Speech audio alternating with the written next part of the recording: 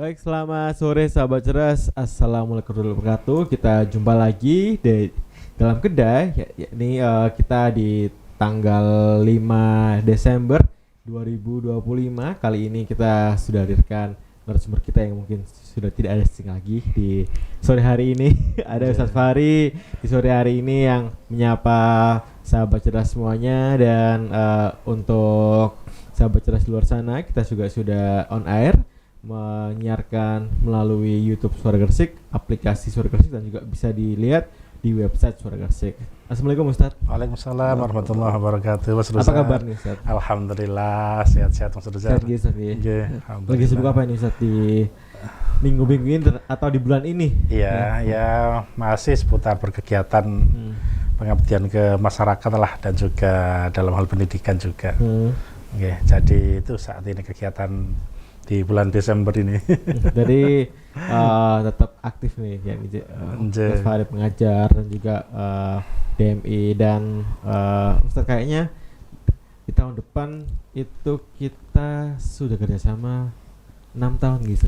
Iya, agak kerasa ya. Iya, 6 tahun. Jadi kita ya ini dengan DMI sudah ini 5 tahun. Dan nanti di tahun depan insya Allah yang 6 tahun gitu. Alhamdulillah. Dan tetap memberikan wawasan Islami di setiap Jumat sore. Baik, sahabat cerdas, kali ini kita membahas mengenai pendidikan sebagai proses penyiapan SDM generasi Islam yang unggul.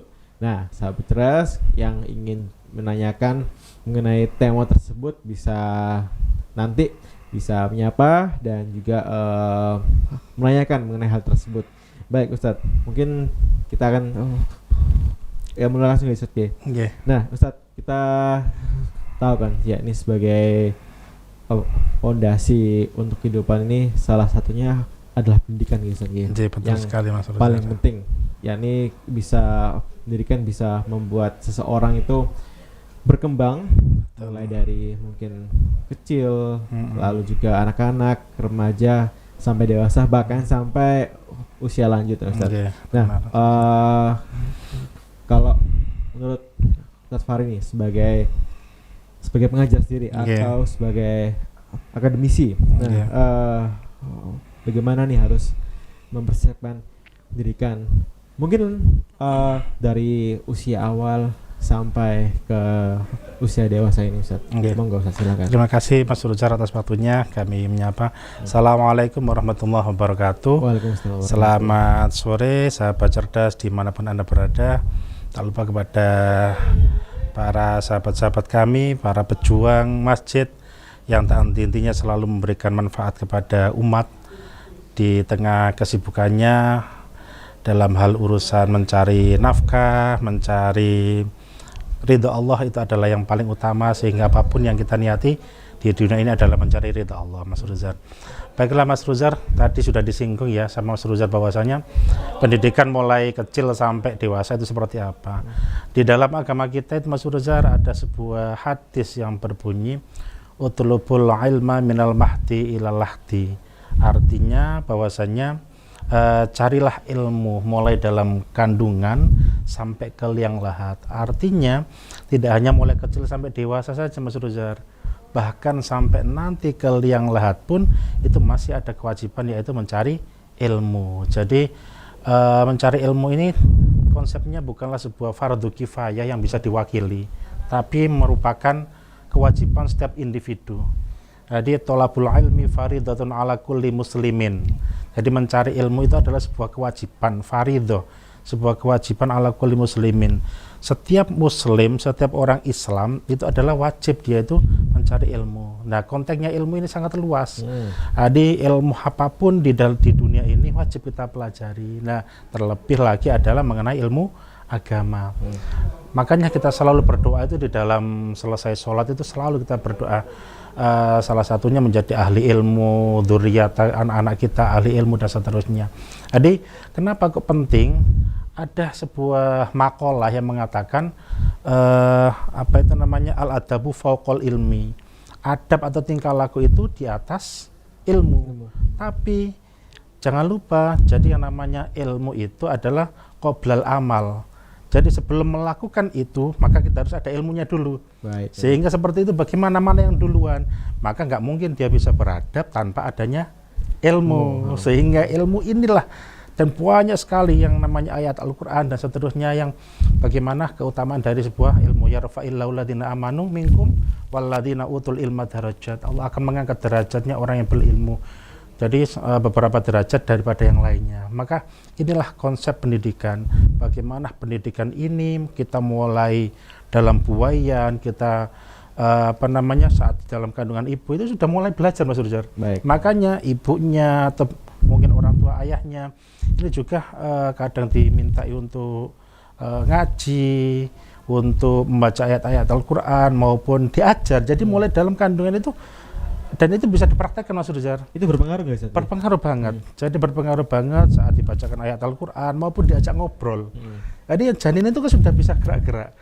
Ketika diajak ngobrol itu ada reaksi. Nah, itulah menunjukkan bahwasanya si janin itu dalam rangka itu sudah memperoleh ilmu dari orang tuanya. Makanya ngapunten saat di dalam kandungan itu benar-benar orang tuanya, ayah dan ibunya ini benar-benar harus, katanya orang Jawa dulu itu harus tirakat. Harus tirakat bagaimana anak ini benar-benar nanti sampai lahir itu dalam keadaan membawa agama Islam, selamat dan seterusnya. Seperti itu. Makanya orang Jawa sederhana, ada tingkepan atau merocoti dan seterusnya. Ini sebenarnya adat Islam yang mana itu bagaimana anak ini dikasih sebuah pendidikan, salah satunya kayak diberikan sedekah, diberikan bacaan ayat suci Al-Quran dan seterusnya, itu dalam rangka itu menerima pendidikan. Jadi konsepnya mulai dari dalam kandungan sampai meninggal pun itu masih disuruh dalam mencari pendidikan. Saat ditalkin itu kan dipelajari atau diajari untuk bagaimana menjawab pertanyaan-pertanyaan malaikat di dalam kubur. Marobuka, wamatinuka dan seterusnya, itu kan dalam rangka itu juga memperoleh pendidikan. Jadi itu, Mas Rozar, penting banget kita dalam hal pendidikan tersebut. Seperti itulah. Berikutnya, ini kan tema kita adalah bagaimana menyiapkan generasi unggul. Nah, ini konsepnya adalah sama halnya dengan kita bersiap dalam menyongsong Indonesia Emas tahun 2045. Nah, penting sekali itu bagaimana konsepnya itu. Maka di Indonesia ini kita bisa juga mengadopsi 4 pilar dari UNESCO. UNESCO itu kan organisasi pendidikan di bawah naungan PBB. 4 pilarnya UNESCO itu kan learning to know, learning to do, learning to be, learning to live together. Jadi belajar untuk mengetahui sesuatu, yang kedua adalah belajar untuk melakukan sesuatu, yang ketiga adalah belajar untuk menjadi sesuatu, dan yang keempat adalah belajar untuk hidup bersama-sama, dan yang kelima yaitu belajar dalam rangka untuk meningkatkan keimanan, ketakwaan, dan juga kedekatan kepada Allah Subhanahu wa Ta'ala. Nah, konteksnya ini di Indonesia ada tambahan satu itu tadi, Mas Rizal. Ada ngadopsi dari UNESCO 4 pilar ini, yang terakhir adalah belajar itu dalam rangka untuk meningkatkan keimanan. Kalau orang tidak berilmu, pastilah keimanannya akan lemah, ketakwaannya juga lemah, dan seterusnya. Sehingga kebangsaannya pun akan diragukan ketika dia tidak mempunyai ilmu tersebut. Nah, makanya inilah 5 pilar inilah yang memang benar-benar harus kita kaji, kita tanamkan kepada anak-anak kita dalam rangka menyongsong Indonesia Emas 2045. Kalau kita kupas secara detail, Mas Rizal, ya, dari 5 pilar ini, learning to know, belajar itu apa sih? Untuk mengetahui sesuatu. Awalnya nggak tahu, akhirnya dia tahu.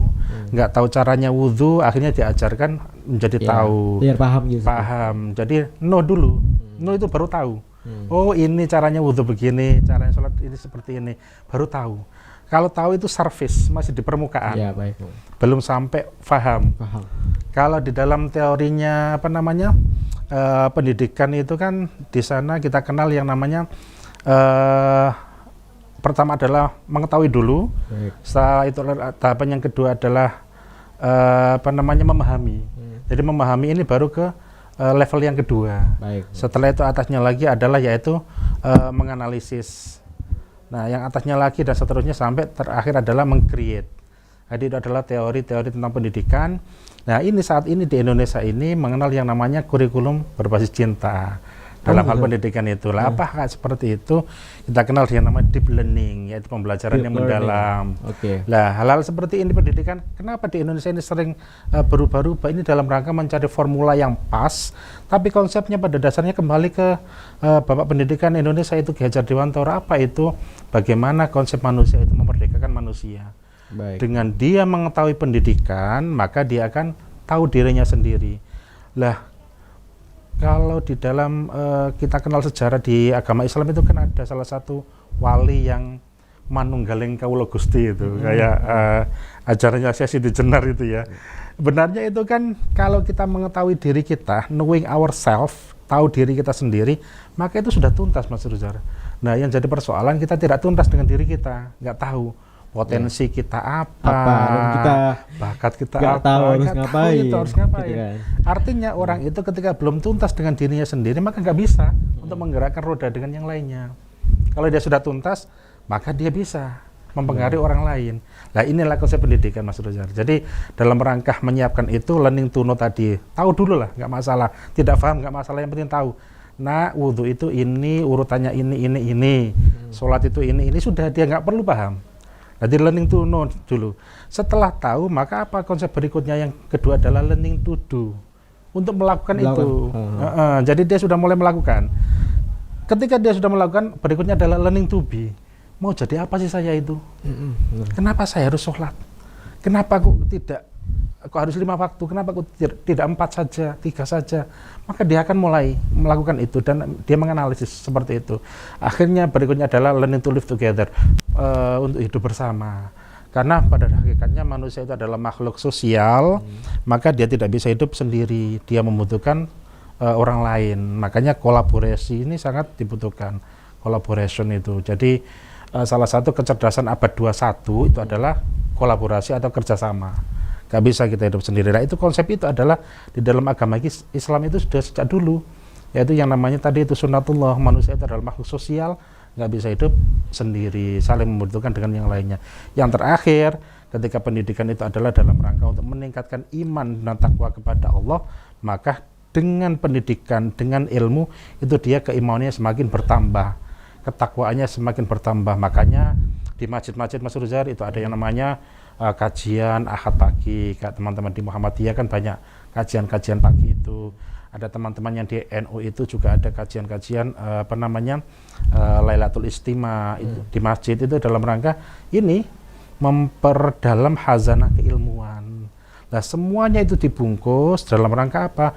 Meningkatkan keimanan dan ketakwaan kita. Kalau ini sudah masuk di sana, maka insya Allah tidak ada, Mas Ruzar, yang namanya kerusakan di muka bumi. Ketika sudah ilmu didasari sama iman dan takwa. Tapi ketika ilmunya nggak didasari itu, adanya korupsi, adanya banjir, adanya hal-hal yang tidak benar, itu salah satunya poinnya adalah kenapa? Karena ilmu yang didapat itu tidak didasari iman dan takwa. Ingat loh, Mas Ruzar, segala sesuatu itu butuh ilmu loh. Meskipun rumah tangga juga. Meskipun yang jelek juga. Yang jelek itu butuh ilmu. Nggak bisa itu. Daripada ilmu digunakan untuk yang jelek, maka yang baik-baik aja kayak gitu. Kayak kemarin ngapunten banjir yang ada saat ini di Indonesia ini ya, kemarin di Aceh, Sumatera, itu kan itu gara-gara itu ilmunya tidak didasari iman dan takwa, maka dia seenaknya menebang yang namanya hutan, akhirnya ditunjukkan sama Allah itu banjir bandang kayak gitu, kayu-kayunya hanyut semuanya. Lah itu gara-gara yang namanya pendidikan tidak didasari yang namanya iman dan takwa. Sehingga Indonesia ini butuh yang poin 5 ini, apa itu pendidikan tadi dalam rangka untuk meningkatkan iman dan takwa kepada Allah Subhanahu wa taala. Begitu, Mas Ruzar. Ya. Baik. Berarti memang kalau kita bahas pendidikan itu tidak bisa dibuktikan saja. Jadi harus kita sendiri. Betul. Harus kemauan kita sendiri.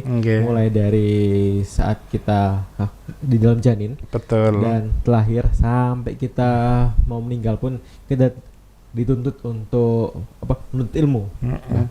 Bahkan yakni kita hidup pun tidak bisa sendirian. Kita harus juga harus menggunakan ilmu ataupun pendidikan. Mungkin kalau orang nggak pakai ilmu ataupun pendidikan pasti juga akan ngaruh ya Ustadz. Betul sekali. Nah Mas Ustadz, nah kalau ini kalau menurut Ustadz Faris sendiri nih, Oke. kalau di masa sekarang nih Ustadz ya, Nggih. kalau melihat anak-anak di era sekarang itu pasti beda kan dengan era-era di 90-an Nggih, atau betul. 80-an yang dimana sistem pendidikannya pun juga beda. Betul sekali. Kalau anak sekarang memakai sistem yang lalu itu nggak bisa kan. Nah, bagaimana Ustadz Fahri kalau menanamkan pendidikan di era teknologi yang dimana serba modern, lalu juga serba cepat gitu kan, untuk meningkatkan literasi, terutama untuk meningkatkan keimanan anak-anak di masa sekarang ini, Ustaz. Ya, jadi memang setiap zaman itu setiap orang ada masanya dan setiap masa ada orangnya. Nah, konsep ini kita pegang sampai detik ini. Dulu tantangannya adalah memang keterbatasan. Ya. Kita mau cari referensi, cari guru itu sangat sulit, sangat terbatas. Ya. Saat ini semuanya terbuka, pendidikan mulai dari sampai sarjana, sampai pasca sarjana, sampai doktoral itu terbuka lebar semuanya. Di Gresik ini aja kan sudah ada ini untuk yang pendidikan doktoral itu, untuk S3 itu. Nah, hal-hal seperti ini karena saking terbukanya, maka ini sekarang menjadi tantangan bagi seorang pendidik. Bagaimana menanamkan karakter terhadap anak. Sampailah muncul yang namanya pendidikan karakter di Indonesia itu. Sampailah muncul kurikulum berbasis cinta, sampailah muncul yang namanya pemahaman itu tidak hanya surface permukaan tapi juga sampai deep learning itu tadi. Lah, inilah makanya diketahui bahwasanya seperti itu. Saat ini kita sadar pendidikan kita itu tidak seperti dulu. Yang mana ketika mohon maaf anak dibentak ketika dia harus ke masjid dia akan nurut. Benar. Tapi ketika sekarang dia dibentak, udah pasti dipastikan tidak akan pernah ke masjid sama sekali. Nah, makanya butuh pendekatan yang berbeda. Mungkin dulu kalau saya dibentak orang tua saya langsung ke masjid, pasti langsung berangkat. Sore-sore itu saya berangkat. Betul. Kalau saat ini nggak akan mungkin kayak gitu, Mas Reza. Iya. Karena memang eranya berbeda. Nah, bagaimana? Maka model pendekatannya harus berbeda saat ini. Bagaimana pendekatan itu? Bagaimana caranya? Yaitu menanamkan karakter tadi. Dipelajari, maka Sayyidina Ali itu kan mengatakan ada beberapa tahapan dalam rangka menanamkan pendidikan kepada anak itu. 7 tahun pertama jadikan anak itu sebagai ratu atau raja. 7 tahun berikutnya jadikan anak itu sebagai tawanan. 7 tahun berikutnya itu jadikan anak itu sebagai partner atau sahabat. Nah, jadi 3 kali 7 ini Mas Rujar sampai ke usia 21 tahun. Katakanlah lulus S1 lah kayak gitu ya. Ada 7 tahun pertama kan anak usia pra sampai anak ke masuk SD atau MI itu. Lah mereka jadikan ratu atau raja. Kenapa? Yes, opo-opo dituruti, mereka minta apa, tapi jangan sampai kelewatan nanti menjadi manja. Tadi ada tahap-tahapannya tersendiri. Terus yang kedua tadi jadikan tawanan. Artinya apa? Harus sholat, harus wudhu dan seterusnya. Kalau nggak gitu, memang harus keras ya Ustaz ya. Memang ada harus agak tegas ya. Tegas, bukan keras, tegas ya. Lebih tepatnya itu. Contoh anak itu ketika kita biarkan, ayo nak, sholat, nggak akan jalan itu. Tapi saat itu memang karena kewajiban ya sholat itu, maka di kita umat Islam itu, maka wajib itu. Nak, ayo sholat. Waktunya sholat, ayo segera sholat. Maka itu harus kita tanamkan. Nah, awalnya mereka dalam tanda kutip terpaksa, akhirnya menjadi biasa. Ketika sudah biasa ini akhirnya menjadi kebiasaan dan mereka akan habit yang bagus. Nah, ketika merasakan nikmatnya ibadah itu nanti akan ketemu berikutnya, belum saat itu. Mereka barulah learning to know tadi. Hanya mengetahui saja baru tahu. Nah, makanya konsep sampai 7 usia 8 ya berarti 8 sampai 14 tahun. Berarti anak usia MISD sampai anak usia SMP lah, Sanawiyah itu ya 14 tahun itu. Barulah berikutnya mulai menjadi sahabat. Nah, kenapa kok menjadi sahabat Mas Ujar? Ngapunten, jangan sampai anak itu salah bergaul dengan temannya yang di luar. Benar. Kita orang tua nggak tahu, nggak kita kontrol. Nah, ini berbeda sudah mulai 7 tahun yang ketiga. Karena itu di usia 15 sampai ke atas itu kayaknya cari jati diri, lebih banyak eksplor diri. Betul sekali Mas Ruzar. Mungkin yang dulunya di rumah terus, sekarang kenal dengan dunia luar, keluar kemana terus setiap harinya keluar gitu kan. Iya. Teori puberitas itu kan seperti itu. Jadi anak itu ketika usia segitu, puber itu masa puber, ingin melepaskan diri dari keluarga, dari orang tua, lebih nyaman dengan teman sebayanya. Lah ini jangan sampai kita luput, sesekali kita dengarkan curhatan anak itu, kita dengarkan aja. Nggak usah kita bagaimana maunya apa dan seterusnya. Itu kita mulai kita menjadi sahabatnya. Jangan sampai dia salah curhat kepada orang lain. Nah, itu jadi bahaya itu. Jadi seperti itu Mas Rizal. Konsepnya sangat penting. Jadi intinya pendidikan dimulai dari mana? Dari keluarga dulu. Ada yang mengatakan madrasatul ula. Ibu itu adalah madrasah atau pendidikan pertama bagi anak. Berarti orang tua sangat penting ya, Ustaz? Pendidikan itu dimulai dari rumah. Lah ketika konsep pendidikan itu siapa yang wajib? Itu orang tuanya. Jadi kewajiban didik anak itu adalah orang tua. Guru itu ketika kita tidak mampu maka kita titipkan kepada guru. Jadi hanya dititipkan, jangan sampai salah persepsinya. Mungkin guru ini harus didik. Terbalik saat ini. Jadi mungkin kalau sekarang titipkan ke guru, tapi kalau ada apa-apa guru yang dituntut. Nah itu yang jadi persoalan yang sering sekarang viral kan seperti itu. Padahal jangan lupa yang namanya kewajiban mendidik itu adalah kewajiban anak. Kewajiban orang tua. Hakul walad alal walid salah satun. Jadi haknya anak terhadap orang tuanya ada 3. Yang pertama tadi itu adalah ayuhsina ismahu, memberikan nama yang baik. Jangan sampai nama itu asal-asalan Mas Rujar, karena nama itu adalah doa. Jadi nama itu doa, maka harus baik. Contoh Abdullah Farid hamba Allah yang bahagia. Harapannya orang tua, saya itu jadi orang yang selalu bahagia di dunia dan akhirat. Maunya begitu. Makanya kasih nama itu Aiswina Ismahu. Nomor 2 yaitu memberikan pendidikan. Ini kewajiban. Yang ketiga adalah menikahkan ketika sudah dewasa, ketika sudah waktunya. Ini kewajiban orang tua yang ketiga, 3 poin ini Mas Rizal. Nah yang poin yang kedua adalah pendidikan. Memberikan pendidikan itu adalah kewajiban orang tua. Ketika orang tua merasa tidak mampu, titipkanlah kepada TPQ, madrasah diniyah, untuk di sekolah formal. Itu adalah dititipkan ketika ke guru. Selesai, ditarik lagi, kembali lagi. Peran orang tua yang bermain. Betul. Makanya jangan sampai, mohon maaf, orang tua yang di luar sana harus saling berkomunikasi. Kesuksesan pendidikan itu ada 3 pilar begini Mas Rizal, nggak bisa dipisahkan itu. Orang tua, siswa, guru. Harus nyambung ketiga-tiganya. Ingin cerdas anaknya, ingin manfaat ilmunya, 3 pilar ini harus saling berkesinambungan. Jangan sampai sama sekali kita titipkan ke madrasah, ke sekolah itu hanya titip pasrah bongkoan, gelondongan, tapi orang tuanya nggak ikut sama sekali. Harus ikut wiritan, harus ikut puasa, didoakan, itu orang tua perannya. Sehingga ketika kita tahu tugas atau peran masing-masing, insya Allah itu akan tercapai Mas Rizal. Jangan sampai guru juga gitu. Jangan semena-mena ketika dia jadi seorang guru maka apa kata saya dan seterusnya, enggak. Harus tetap komunikasi dengan orang tua. Gurunya juga harus tirakat. Para kiai dulu itu Mas Rizal di pondok pesantren, katakan santrinya ada 100 gitu ya. Dicari tuh santri yang paling dalam tanda kutip beling. Itu tiap malam diwiriti Mas Rizal. Lah malah anak yang begitu biasanya kenapa kok sering anak itu loh di pondok dulu itu sangat beling, kenapa ketika lulus kok jadi orang begini sukses? Gara-gara yang paling beling itu biasanya wiritannya lebih Mas Rizal. Doanya makin banyak itu malahan. Kalau yang biasa itu udah berarti kan sudah aman, sudah pada relnya gitu loh. Sudah pada jalurnya. Iya, kayak gitu.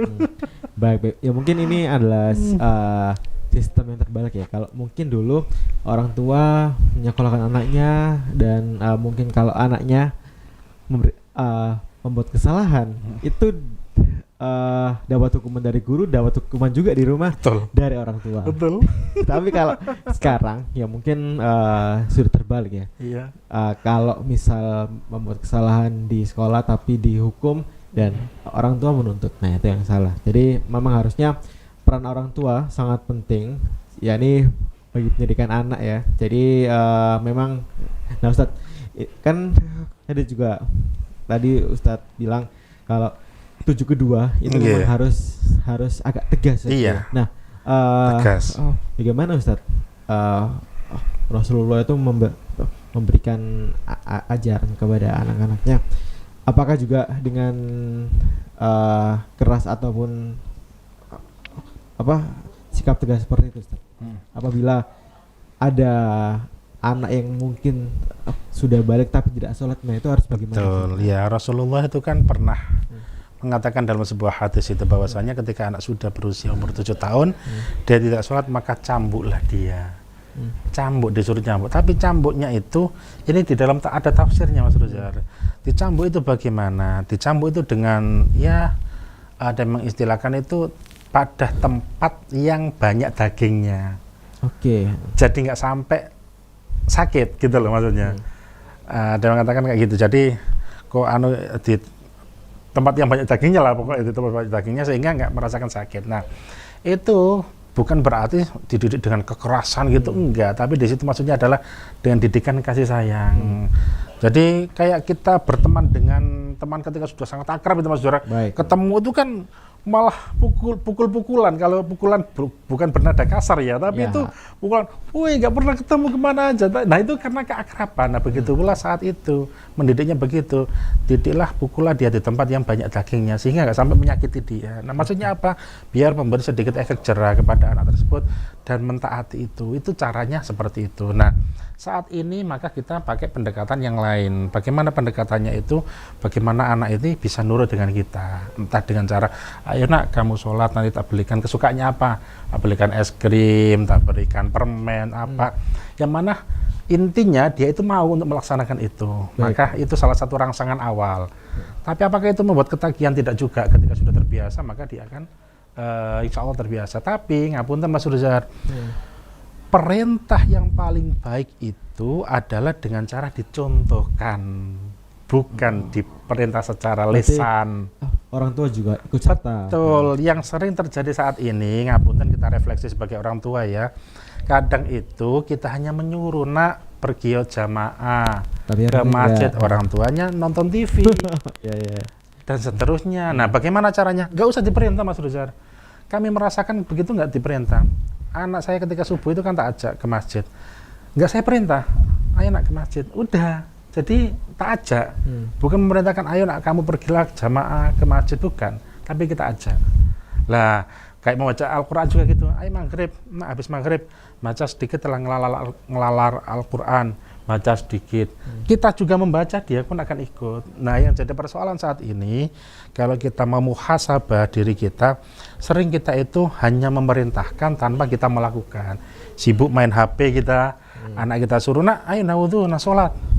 Nah maka ini yang terjadi. Kalau dulu nggak begitu, orang tua kita langsung kita ajak.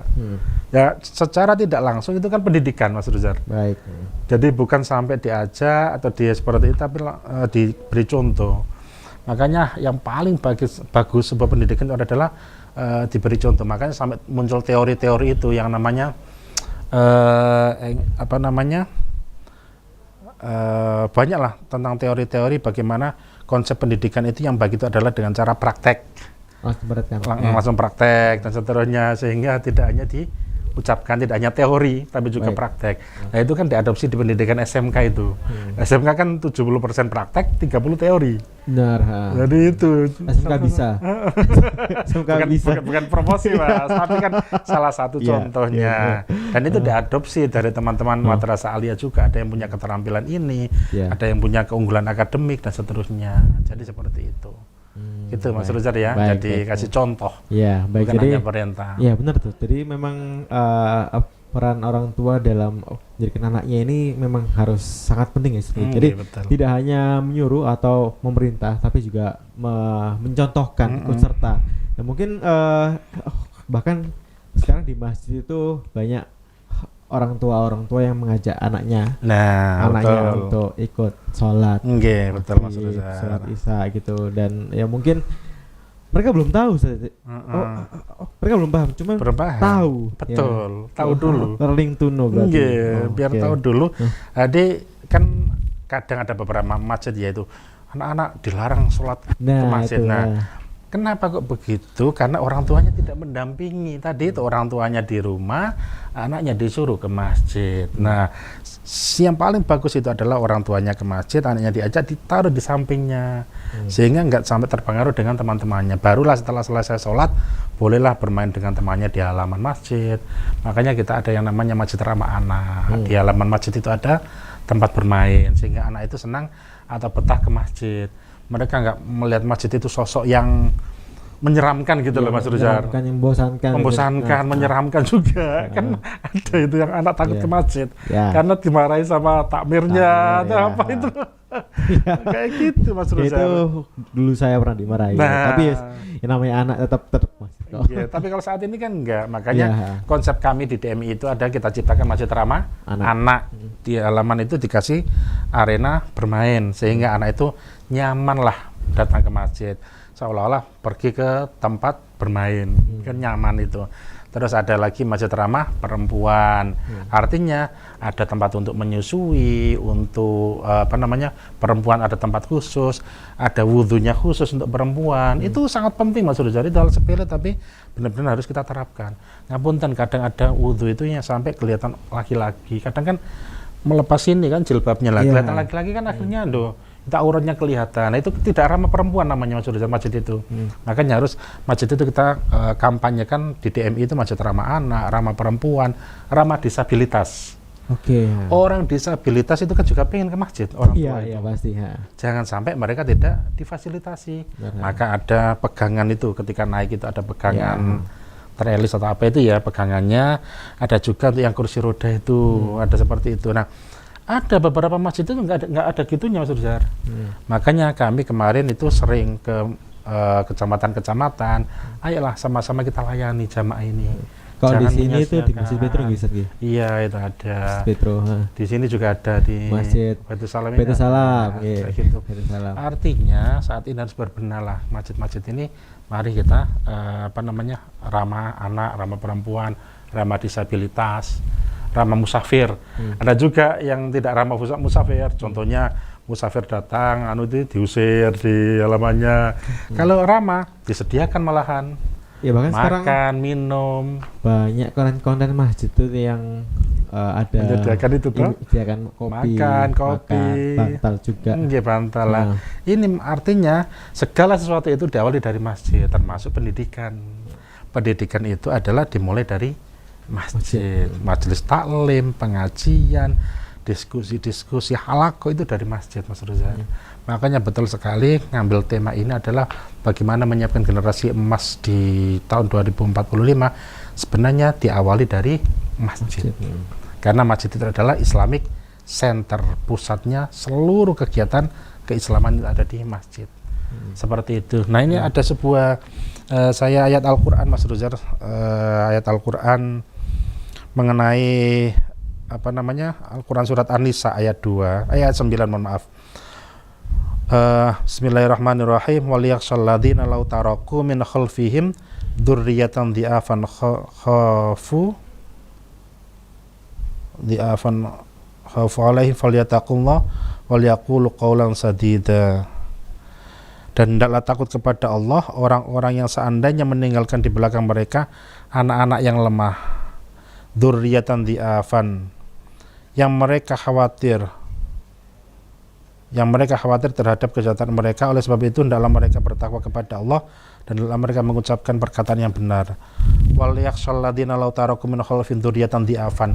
Jadi Allah itu memperingatkan melalui surat An-Nisa ayat 9 itu, janganlah sampai orang tua saat ini kita itu meninggalkan generasi yang lemah.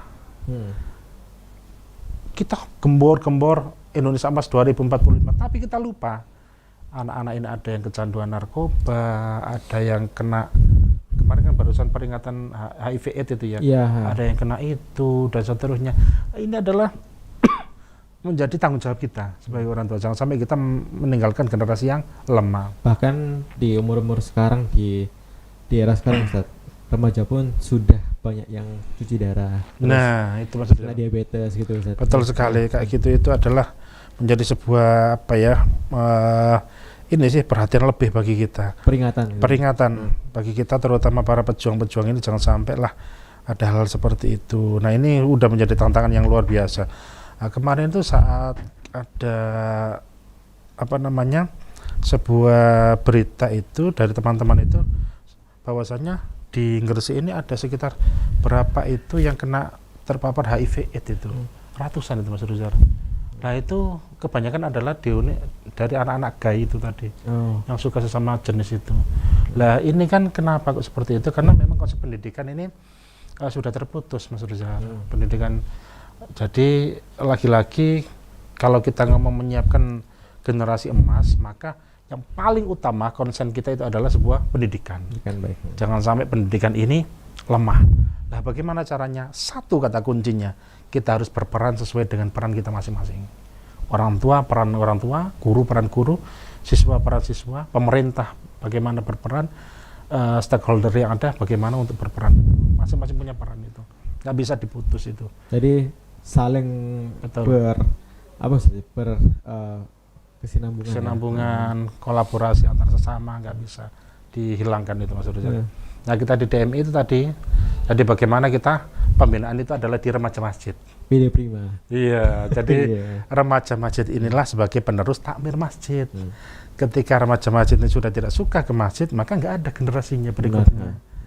Kita mau menyiapkan bagaimana kalau ini generasi muda kita ini sudah hilang, terputus. Makanya benar-benar kami selalu memberikan dorongan. Ayolah teman-teman masjid ini kita isikan kita di masjid. Yang kedua, jangan lupa takmirnya. Kita ingatkan juga, fasilitasilah remaja masjid itu.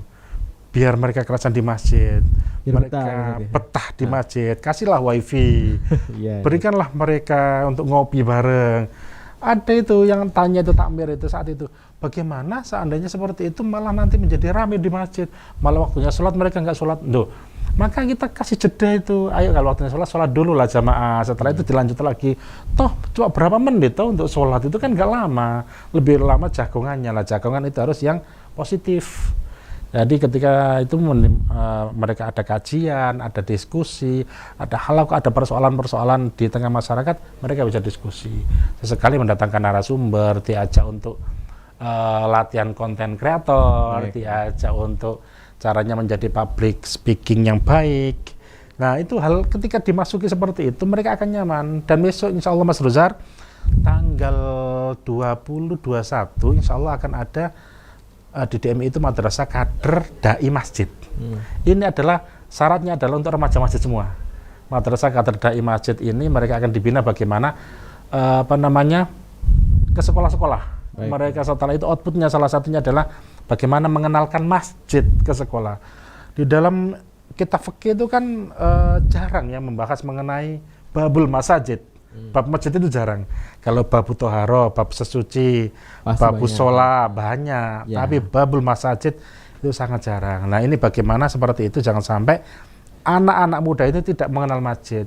Mereka hanya mengenal masjid hanya untuk sholat sama ngaji itu aja. Jangan sampai seperti itu. Padahal masjid itu sangat luas, kompleks, banyak sekali. Banyak sekali dieksplor di sana. Termasuk untuk ekonomi jamaah. Dari mana? Dari masjid awalnya. Pendidikan tertua di dunia. Di mana? Al-Azhar. Al-Azhar itu awalnya dari masjid. Awalnya itu masjid, Mas Ruzar. Jadi itu bukan lembaga pendidikan awalnya. Jadi masjid. Setelah itu banyak para masyarakat ini di situ akhirnya mendirikanlah sebuah pendidikan itu, lembaga pendidikan. Sekarang yang dinamakan Universitas Al-Azhar di Kairo, Mesir. Itu awalnya dari masjid. Masjid Al-Akbar Surabaya punya sekolah tinggi agama Islam Al-Akbar Surabaya. Di situ Bondo itu juga ada seperti itu. Nah, ini banyak sekali. Nah, yang di Gresik ini yang kebanyakan masjid itu punya taman pendidikan Al-Quran, madrasah diniyah, ya, TPA, TPG itu banyak di Gresik ini. Bahkan sekolah kayak di sebelah ini kan masjid mana ini Mas Ruzar? Bukan, sebelahnya lagi yang Randu Agung itu. Oh iya. Itu kan ada SD-nya juga itu. Ya. Ada TPG-nya, ada SD-nya. Apa namanya? Cuman Nurul Islam. Nurul Islam kalau salah ya. Nurul Islam. Itu kan ada masjidnya, ada SD-nya, dan di Muhammadiyah juga mesti jadi satu. Ya. Masjid, sekolah, pasti jadi satu. Iya. Nah, artinya nggak bisa lepas Mas Ruzar. Pendidikan itu ya masjid itu sebenarnya. Jadi seperti itu Mas Rizal. Untuk Baik. menyiapkan generasi emas, jangan lupa sama yang namanya masjid. Baik. Itu dalam rangka apa? Meningkatkan keimanan dan ketakwaan Ketakwaan. kita. Baik, luar biasa di sore Oke, hari Mas ini. Rizal. Nah, memang kalau kita ngomongin pendidikan itu tidak luput dari apa yang namanya masjid, apalagi kita membahas mengenai pendidikan agama Islam, awalnya semua dari masjid. Nah, ini juga merupakan tugas dari DMI Ustaz, Oke. yakni masjid agar ramah anak, ya, agar juga ramah perempuan dan juga bisa dijadikan tempat untuk membahas hal-hal positif, bukan hanya pendidikan tipe A atau PK, tapi mengkaji semua ilmu keagamaan, ilmu Islam yang mempunyai manfaat untuk kita sendiri. Nah, Ustadz, mungkin di sesi yang terakhir ini Ustadz, apakah ada Ustadz pesan untuk yakni sahabat cerdas di luar sana, untuk agar sahabat cerdas di luar sana ini atau masyarakat di luar sana menyongsong Indonesia Emas di tahun 2045 ini siap Ustadz, dan tidak tertatih dan juga menjadikan SDM-nya ini unggul dan kuat. Monggo Ustadz Fahri. Terima kasih. Jadi kepada semuanya sahabat cerdas dimanapun Anda berada, ya, di dalam rangka menyiapkan SDM unggul tahun 2045 ini, kita tidak bisa lepas dengan yang namanya pendidikan. Nah, pendidikan ini maka kita harus tanamkan kepada anak-anak ini pendidikan karakter. Saat ini maka pendidikan berbasis Islam, penanaman karakter dan seterusnya itu harus kita tanamkan kepada anak-anak. Lah, bolehlah kita mengadopsi ala pendidikan barat dan seterusnya, itu boleh. Bahkan bisa jadi itu ada sebuah keharusan. Kenapa? Biar kita tidak tertinggal dengan yang lainnya. Tapi jangan sampai lupa dengan yang namanya local wisdom, kearifan lokal kita. Local wisdom. Jadi banyak sekali di negara-negara lain itu pengen belajar banyak hal tentang Indonesia ini. Apalagi tahun 2025 resmi bahasa Indonesia kemarin muncul saat pertemuan UNESCO. Itu muncul bahasa Indonesia. Bahkan itu saya baru tahu kalau bahasa Indonesia menjadi mata kuliah di negara Belanda. Nah, di mata kuliah di negara Belanda. Dan tahun 2025 ini saya tambahkan Mas Ruzar, di Universitas Al-Azhar Kairo ada program studi pendidikan bahasa Indonesia. Tahun 2025. Artinya saat ini Indonesia sudah diakui mendunia posisinya. Buktinya pada prodinya sendiri Mas Ruzar, jurusannya sendiri. Di Al-Azhar Kairo. Tahun ada prodi sendiri. Iya. Kalau tadi kan hanya mata kuliah, kalau ini sudah prodinya. Nah, keren.